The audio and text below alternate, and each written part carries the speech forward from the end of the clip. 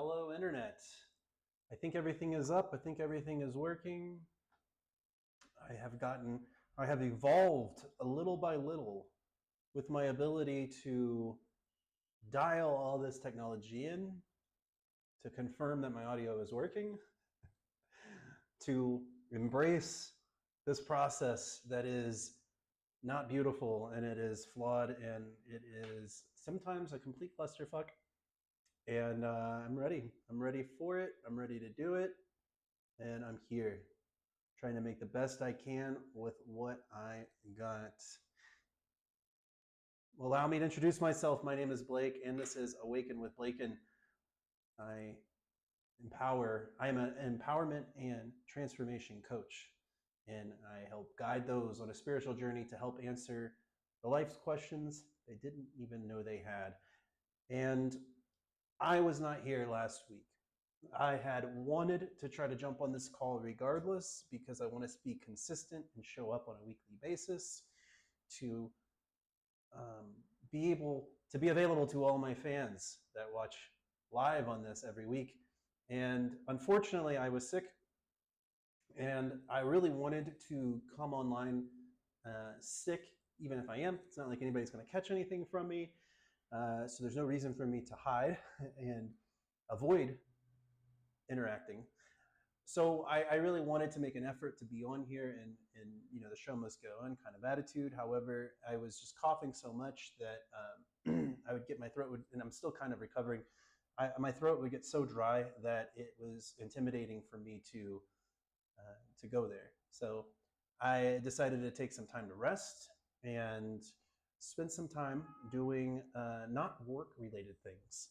It's interesting that I got sick this past week because the week before that, I think just the pressures of trying to maintain building this business, the fact that I'm still in the early stages, it's a lot of work without much obvious results. There's a lot of things that don't work correctly, and you're having to pivot and experiment with new things. There's so much out there to try to attempt that it becomes very demoralizing to some degrees, because one of the things that I've realized, a lot of entrepreneurs I think realize, is that the work is never done. You're never going to be at a point when you can say that you're done with all of it. And it's kind of an unfortunate realization to know that no matter how much energy you pour into it, you can perpetually fall into this trap where you constantly feel behind. You constantly feel like you should be doing more. You should be showing up more and everything. And so one of the things that I think happened to me midweek, a couple weeks ago, is I realized that I needed to do less. I needed to stop. I needed to stop and enjoy myself, just enjoy my time. And I did. I kind of found myself still showing up. I still did work, but it was very little. I would maybe work only like 2 hours to 3 hours a day at the most. And those would be very, bare minimum kind of thing. And when I hear myself even say bare minimum, I get some reservation inside of me, as I kind of don't even like myself to admit that I'm doing the bare minimum, because it feels like one of the things that I'm working through is that I equate a lot of my value and my importance to how much quality I am contributing. And part of my growth has been recognizing that that's a bunch of shit. Where we aren't measured by the amount that we produce or the amount of effort that we put in. That doesn't determine our worth. Because the only worth that we can have, and the only worth that we are, is what we're willing to place in ourselves. If you're willing to assume that you have no worth and value, then you don't. But if you're willing to assume that you do have a lot of value and a lot of value and worth, then you are. It's pretty simple. And what I've tried to realize is that just because I decide to take off a week or so because I haven't in a while, and just try to keep the lights on at a bare minimal, nothing bad happened. Nothing nothing broke down. You know, I had to work through my own guilt and my own self-sabotaging mental behavior to kind of make myself talk myself up and make myself realize it's okay. It's okay to step away a little bit. And so I did. And in that process, I got sick. I got sick in that process, and I had to take more time off. Not only that, I was even less motivated to do even the bare minimum. I had to, I was, it was all about resting and just not really going anywhere or doing anything, eating at a bare minimum. So I've gotten over that. I feel a little bit better. It was good this week to kind of start back, kind of slowly introducing myself back into things. And today I have been pretty aggressive with doing a lot of research, creating a lot of things. I've been working on my empowerment and tech marketing project in my school application. There's a link in the description below for details on that. If you are an entrepreneur who is just starting a business and needs assistance with their tech marketing related tasks, I am here for you. I'm available through our school platform, which is free currently. You can hop on in, ask questions, get assistance. And I also do a live call similar to this, but more related to the tech marketing aspects through that platform. I had that call earlier today. And believe it or not, I went through a whole hour of talking and I did not have audio. I'm still going to post that video just because I want to share it with that community to let people know that you will do and put a lot of energy into things and it doesn't work.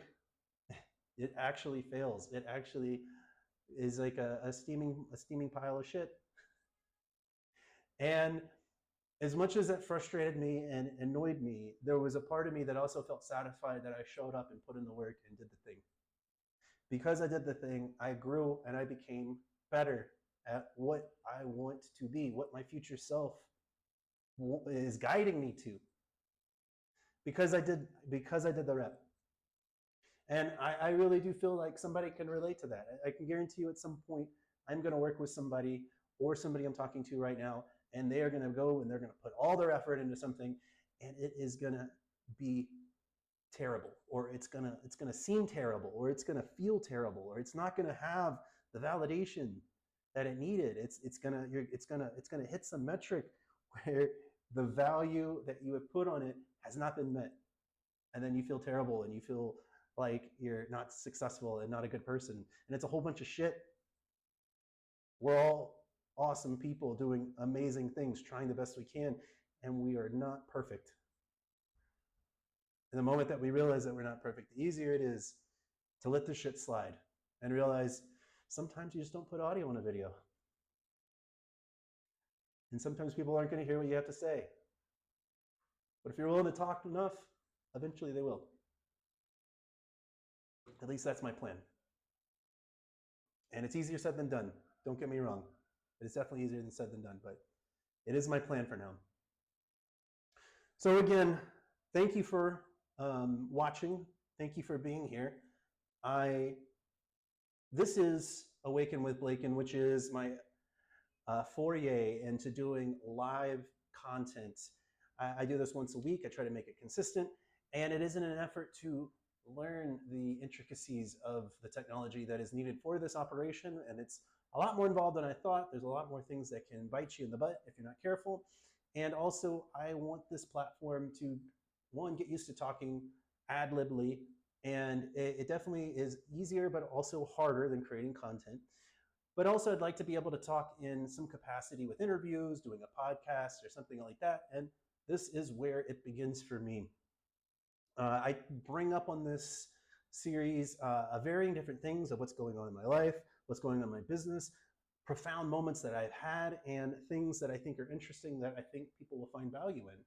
This is all kind of tailored around my empowerment and transformation coaching service, which I have a link in the description below. If that is something that you would like to take a free 30-minute call, I can go into more details about how we can work through the pain points that you're experiencing, help you navigate through stored trauma, rise to your higher self, and also working with the polarity of the divine masculine and divine feminine, how it balances into this world and relates to everything that is a part of this human experience. So if that's interesting, I got a link in the description below. Also for my newsletter, where I haven't sent out a letter in a while, but if you do sign up for it, and once I start actually sending out letters, you will get a PDF for the top 21 books that I've read over the past decade that I really enjoy. And if you grab a copy of that, you can find links for books and supports me and everything that I do. And also you can be on my mailer for the newsletters that I send out as I begin to ramp that back up. So that said, what is going on today? Today for me, one of the things that I think got me sick last week was I went 2 weekends ago. I went to the I wouldn't say the jungle, but the mountains outside of Medellin in Santa Elena, and I went to a mushroom ceremony. And it's actually the first time I've ever done a mushroom ceremony. I know I've brought it up on this and my channel. I've done things like ayahuasca and a bunch of other plant medicines that like yopo and various other types of like tobacco and things like this that I've done. And I've had experiences with mushrooms, but never in a ceremonial capacity. And it was it's been on my list of things to do.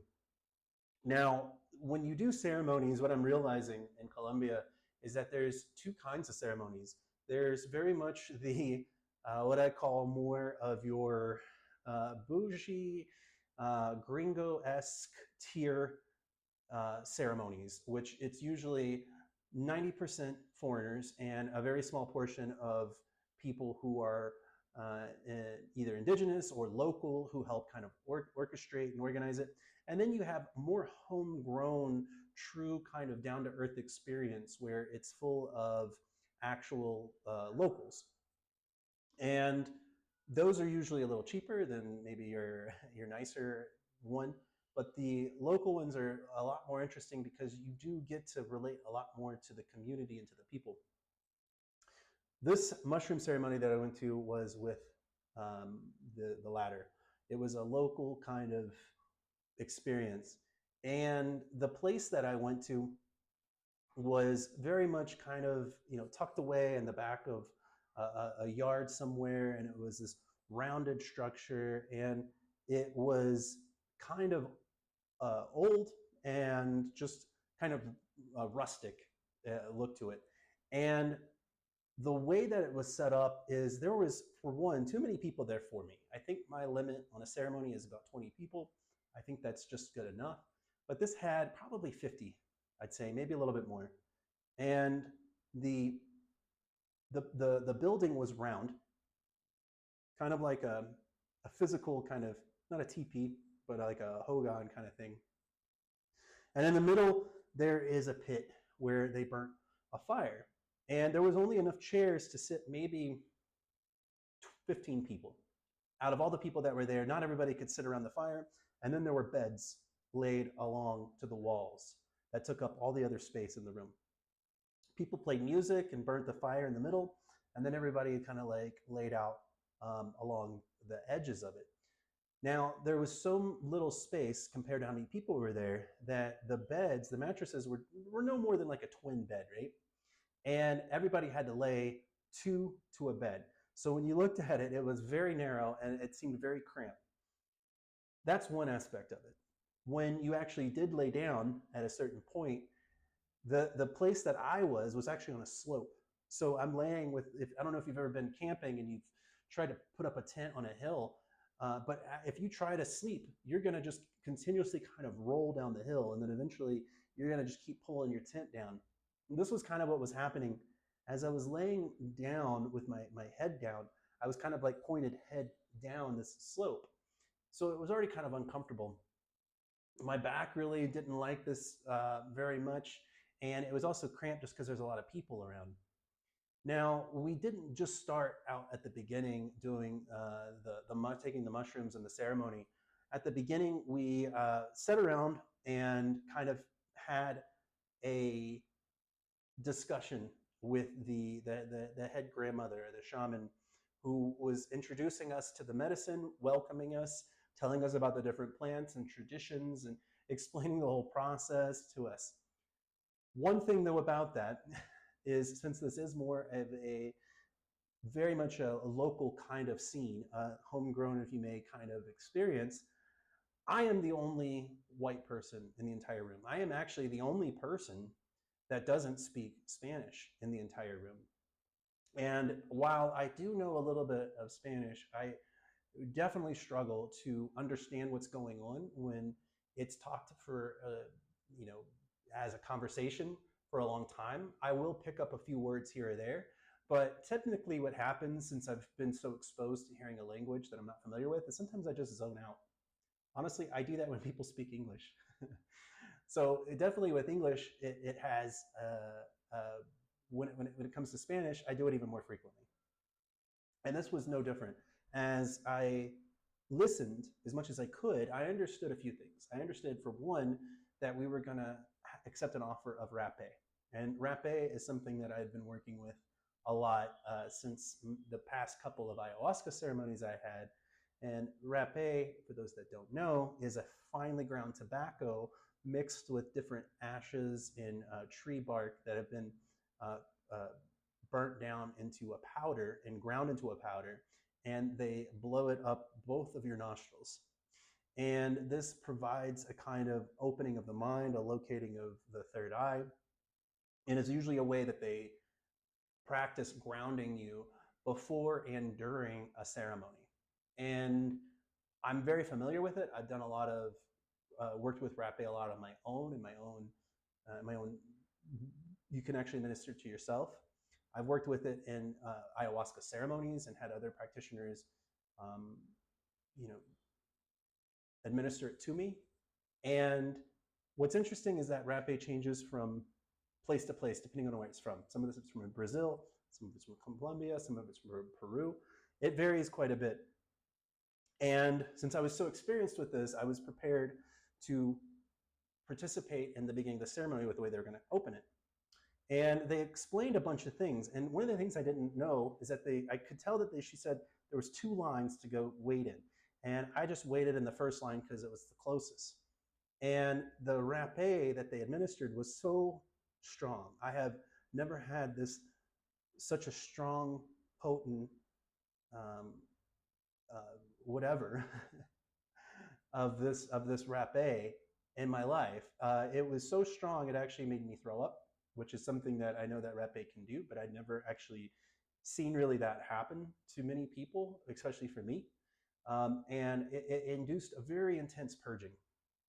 Later, I would find out that part of what she was telling us was that the line that I was going to stand in was the stronger rapé. It was actually produced by an all-male tribe, this all-masculine tribe, and they actually create this rapé to bring out the inner warrior, to actually open you up for battle.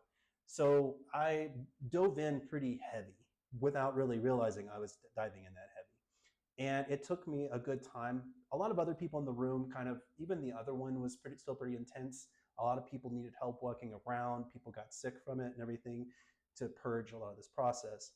After all that settles down, I go sit at my bed, my narrow little bed. I met my bedmate, who was actually one of the only people that spoke English. And he actually spoke English pretty good. He used it for his job, and he was the only other person that spoke English. Very friendly guy. I got to know him pretty well, and great person. And as we're sitting there, they come around with this other thing that they had mentioned in the talk that I, again, barely understood, but it was a big bowl full of leaves. And I had never seen this leaf before, but it looked like a standard leaf. Now, when they were coming around, I didn't know they were handing this leaf, but I remember kind of there being kind of a commotion, and I'm still trying to come down from the intensity of the rapé. I'm almost kind of like, man, I'm glad that's over. And as I look over to my neighbor to the right, I see him with his hand on his forehead, and he is just making this commotion, and, and I'm just like, what's going on with this guy? And I don't think anything about it. But then they come over and they do this thing where they, like sage me and do this kind of blessing or whatever. And then they take my hand and they take this leaf and they put this leaf in my hand and put it to my forehead. And when they do that, I feel two things. One, I feel this just intense amount of pain in my forehead, almost like razors, or like I'm being cut on my face, and then I feel it in my hand, and it's like a mixture of being cut slash going numb slash, like, it just feels like I'm holding a whole bunch of razor blades, and I'm like, what the hell is this? And it's a leaf, and I'm like, this leaf is full of thorns, and I look at it, it doesn't have thorns. I just think it's oily. It may have had thorns. It was pretty dark in there, but the point is, this leaf felt absolutely intense. And they kept saying 5 minutes, 5 minutes. And I was like, I can barely hold this on for 5 seconds. So I kept holding it there for a minute. And then after probably a good 30 seconds, I was like, I can't do this anymore. I took it off. I set the leaf down and I just held my hand here so nobody would make me do it again. And the thing is that once I took it off, I thought it would go away, but my hand still hurt and my forehead still hurt. And even after I'm looking at the leaf and it's off, it feels like it's still on there. Like I'm looking at my hand, I'm like rubbing my forehead, and it's just still throbbing in that spot.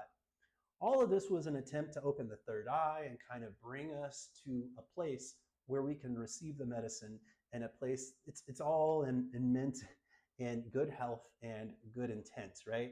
There's some crazy traditions that will happen in a lot of this plant medicine, and this is one of them.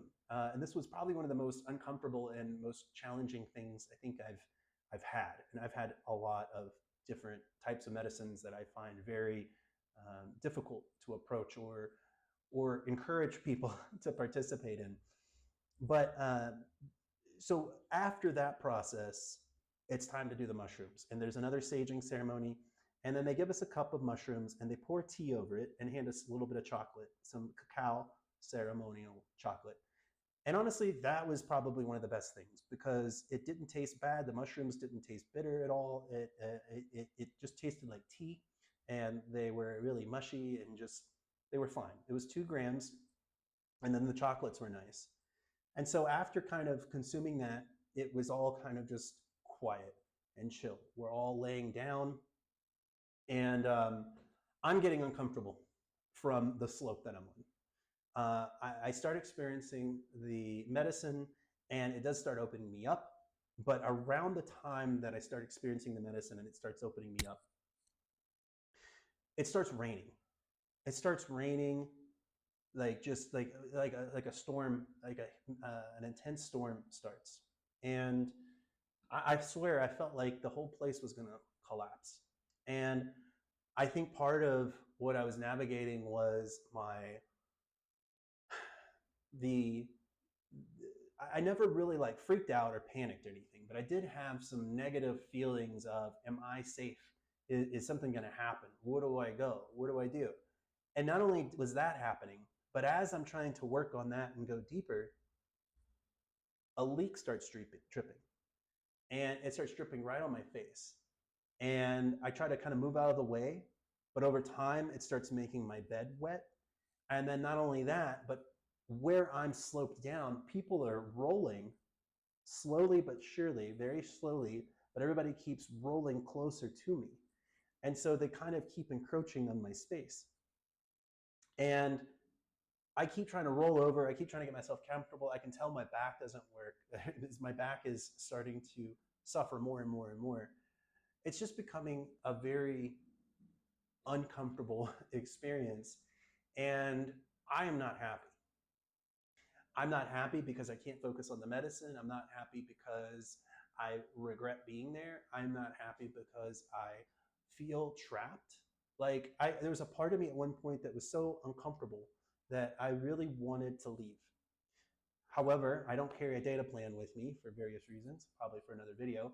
But also, even if I had data, I mean, even if, not that even that's important, I could get Wi-Fi for somebody, but even if I could access to the internet, had data where I could get Wi-Fi, I'm not going to be able to call an Uber from there at that time. This was like probably 1 o'clock in the morning at this point, 12 o'clock in the morning. There's no way I'm going to be able to get a ride from how far out I am back into the city. Nobody's going to come up there. So I know I'm kind of stuck, right? And I know I just need to deal with it and learn how to get through this. And so it was a good exercise in me having to coach myself into recognizing why am I having a bad time? What is it that is really giving me a bad time while also being on the mushrooms, while also being kind of inebriated, and then also not being able to be comfortable, not being able to relax, constantly struggling with where I'm at. And then at some point I realized that not only is it dripping on me, it's dripping on my feet, it's dripping on my body. I realized I don't have enough blankets to cover up. And I also realized that for instance, the guy next to me that could translate, he's deep into it. He's gone, like he's not communicative, and I didn't really want to try to communicate on my own either. You know, I wasn't motivated to try to communicate in this environment where I didn't really know how to communicate with anybody. I didn't trust that I could have a communication with them. I don't have my phone accessible, so I can't translate. It's just tense for me to try to fight the situation that I'm in because I'm so uncomfortable. At some point, I realize I'm probably not going to be able to rest. I'm probably not going to be able to lay down. I'm going to be awake throughout this whole thing.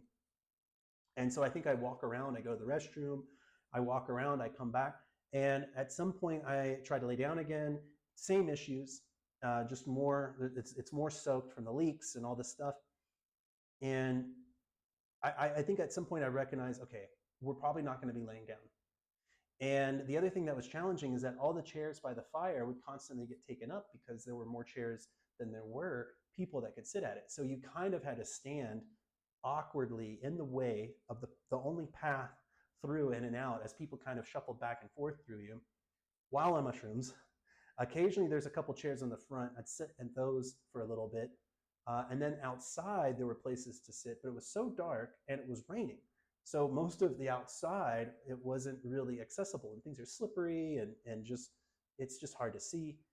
So there's only so much you could do standing outside, where you had this almost the same issue outside where it's just raining on you. So at some point, I was dealing with a lot of these debates of how do I leave, how do I go? If I'm not having a good time, I might as not well. And I even felt the mushrooms kind of wear off a little bit because they don't last very long. At some point, they asked me if I wanted more, and part of me kind of wanted to take more, but I decided not to because I felt like I was already having a hard enough time processing this environment. The last thing I really wanted is to have more of the medicine, and the inability to work with the medicine seemed like a big issue for me. And so I didn't partake anymore.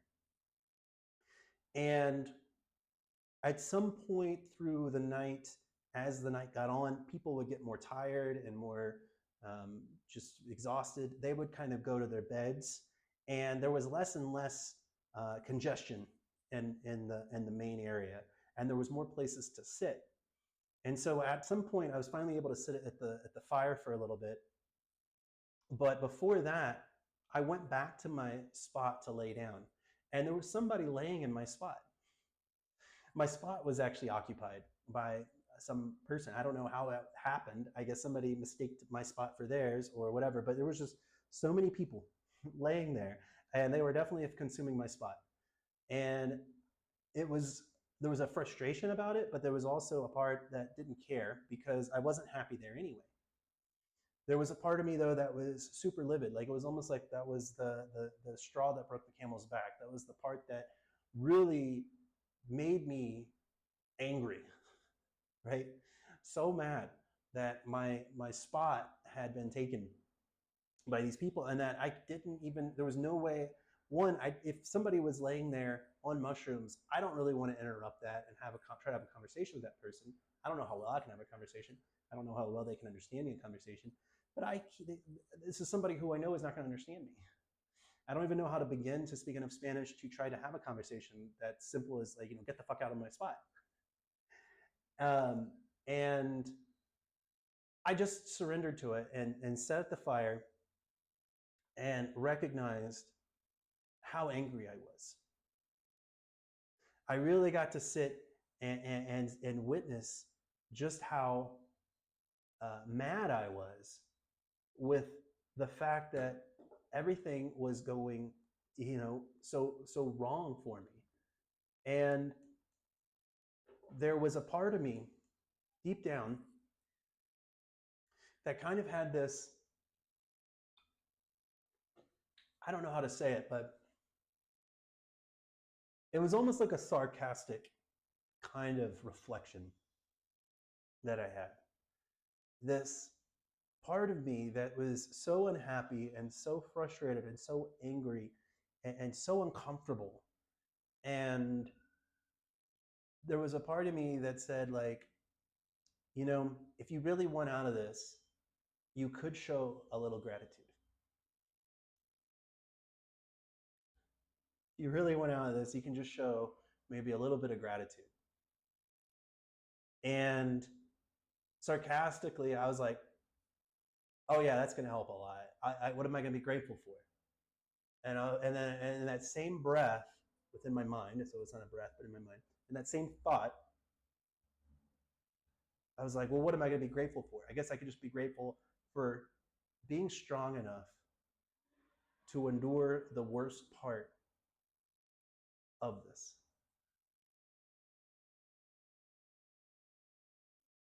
And something about that thought really resonated with me, really had a profound effect on me,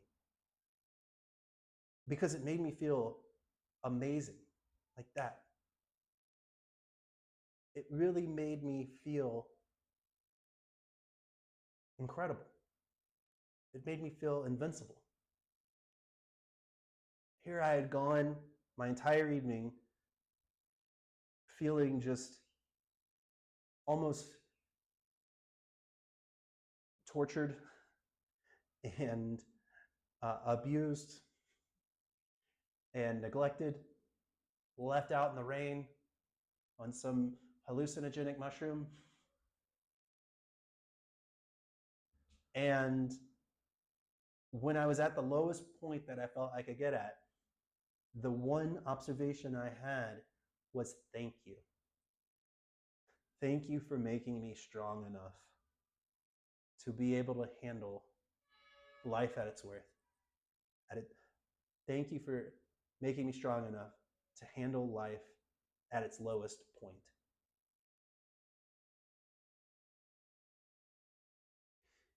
And when that happened, I didn't feel bad anymore. I actually felt amazing. And I started counting more gratitudes I had for things. I started counting how much I loved my family, how much I loved my life, how much I loved my privilege, how much I loved my ability to show up day after day and do the things that I want to do. How much I've been able to listen to as many people throughout my life tell me I can't do shit, and tell them, fuck you, I don't give a shit what you think about what I can and can't do. Because it's easy to reflect that on people. But whenever you have to do it for yourself, that's the biggest opponent. That's the biggest enemy, is your own reflection that you have to stand up against.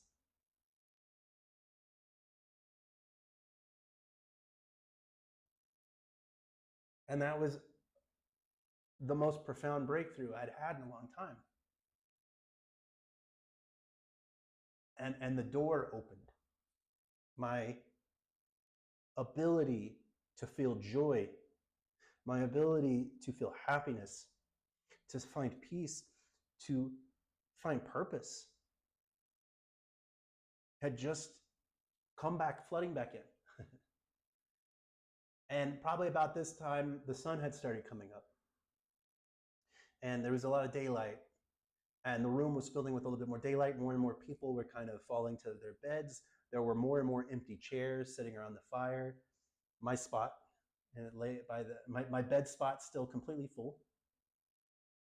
And As I was sitting at the fire, one of the musicians was sitting there with his guitar playing a bunch of ceremony songs, and completely in Spanish, by the way. But I've heard some of these songs, and not only that, a lot of the words in these songs are the same words over and over again that I know in Spanish, and I can understand what they're saying. I can feel the magic. I can feel the medicine, the real medicine. I'm sure the psilocybin mushrooms and whatever is part of the medicine, but the real medicine is the community. It's the music. It's the lesson. It's the awareness that you now get over yourself that never is going to go anywhere. That experience is never going to leave me ever again. And I had a breakthrough that hasn't happened in a while. I began to cry. I began to completely let go and cry. And there was so much in me that wanted to hunch over, lean over, put my hands down, and cry to myself. And I recognized that intention because I wanted to hide from my vulnerability. And I refused to let myself do that. I told myself, no, you're not going to hide from this. You're going to check your posture. You're going to sit up in this chair the best you can, in the best posture you can with your chest out. And if you need to cry, you are going to do it looking straight ahead, watching the sun come up. Listening to this music, letting it bathe you and purge. And even after that, as I started to cry, there was so much pressure in me. I was still fighting that energy. And then I caught myself doing it. And I told myself to breathe. And I let go. And I cried. And it was this profound purging through my eyes, through my body, through my emotion, as I was letting all this energy that was in me finally pass, finally escape. And I sat there for at least the next 2 hours as the man next to me kept playing on his guitar, song after song. I kept hoping he wouldn't stop. And every time he finished, it seemed like he was going to stop. And he took no more than maybe a 20-second break, and he began the next one. It was almost like I was telepathically asking him, please don't stop. Please don't stop. Another one. And he'd play another one. And every single word I heard, I rode on like a wave.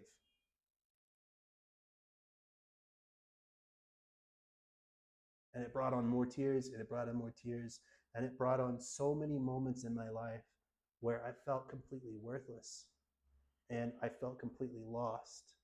All of those moments that I was never able to let go were let go in that moment. Things that I'll probably never even understand that I was holding on to.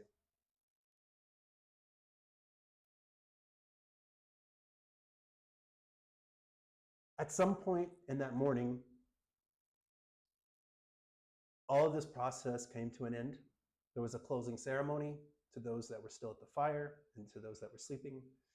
There was some kind of, the shaman did some sort of closure with the thing, and went through a process of bringing leaves and kind of saging us on our way out to protect us on the way out of the ceremony. And we ended up eating, like kind of like a potluck, and shared food, and kind of regained our energy and our strength. And at some point, the shaman came over to me, wanted to know my birth date, and had the guy that I met that knew English, he translated for me, and she would then look up my sign and kind of understand kind of what my whole purpose was there. And she told me a lot of things, and a lot of things were translated.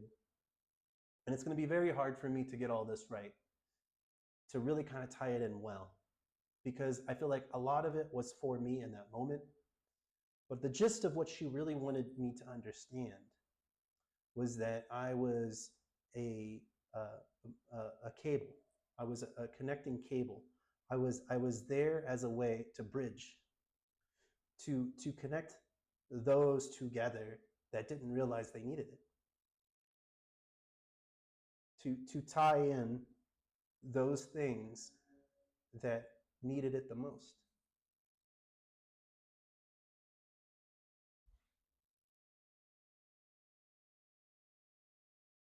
She asked me a few other questions about what I was doing in my life, who was close to me in my life, what my plans were, where I'm going.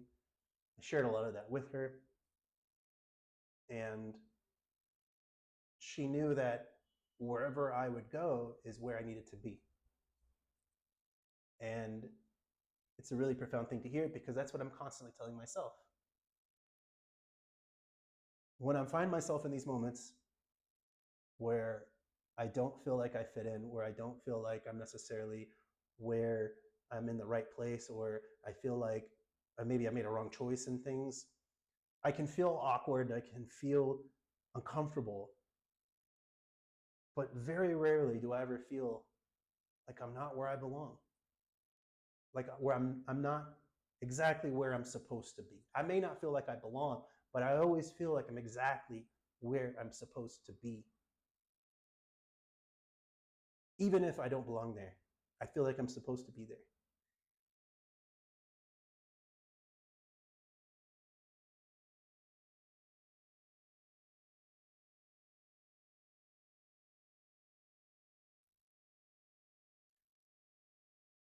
Are there moments in your life where you find yourself in places where you're not supposed to be, or where you don't feel like you belong, or where you feel like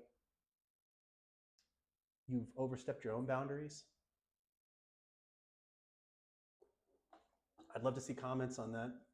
If this brings up any memories with you, any moments in your life where you feel like, despite how out of place you felt like it was right.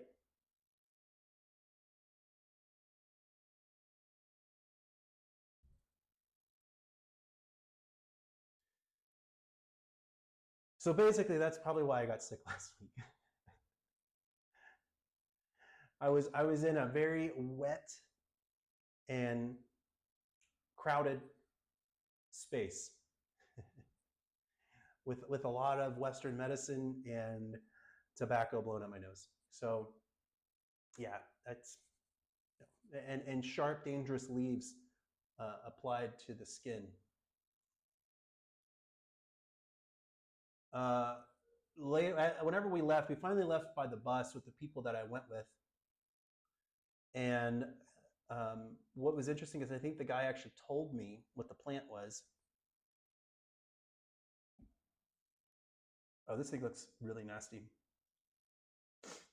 Yeah, no wonder this hurt. I'm gonna share some pictures of this. It's basically nettling.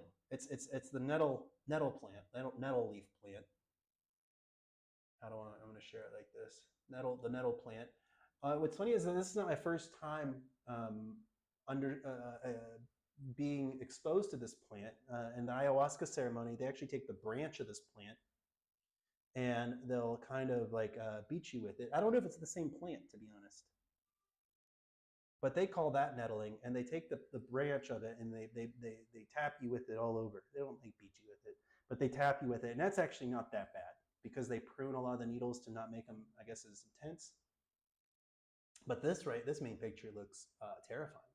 I don't remember it looking like this. I want to say it looked more like this. And it felt like it was soaked in something, some kind of alcohol or something that I felt like made it even worse. But yeah, that's something that I do not look forward to working with again, because here's the thing: the whole night I still felt it on my forehead and my hand. And what's crazy is that it would go away. It would go away, and then it would come back as if you had just done it. Like all of a sudden, you'd feel like, did I do it again? It's so confusing. Anyway, that was my weekend. That was probably one of the most profound things that's happened to me all month. I want to. This is the first time I've talked about this scenario. I know it's maybe a kind of a long story for a lot of people, but I really wanted to talk about it at least kind of once on the live, and then write about it in the future. I feel like it would make a good video. I want to do some long form on YouTube about this very topic, because I do feel like a lot of people will relate to it and um, find some identification with it. Oh, I got a conversation. Teacher Gonzalez. Right now, I'm going exactly through huge changes of my life, and it feels exactly the way you say it. Thank you. Thank you, Teacher Gonzalez. I know your changes in your life are going to be amazing, and that they're going to probably be difficult and they're going to be challenging, but that's the point. And that's the beautiful part of it, because it's definitely going to bear fruit over and over again as we soil and prune this garden of life and find more things. Because you're not going to grow in comfort. You're not. You're not going to. You know, I think it's important to have comfort. One of the things at the beginning that I kind of started with this whole thing was actually doing less. And I want to say that in some of that doing less, I found comfort. I returned to an old video game. I took some time to just enjoy my time. And it was hard to completely let go, because I did feel guilty about putting off the things, because I am so ingrained with the way that I measure what is success and what isn't. But it doesn't matter. All you have to do is go through life, be uncomfortable, take a moment to rest, be uncomfortable again, and everything you want will happen, as long as you keep showing up to some extent and be honest with yourself. So with that, I thank all of you for watching this. I thank you all for being on the live. I thank you all for watching the replay. Please like, share, subscribe. I look forward to talking to you again in the next video, and have a good week.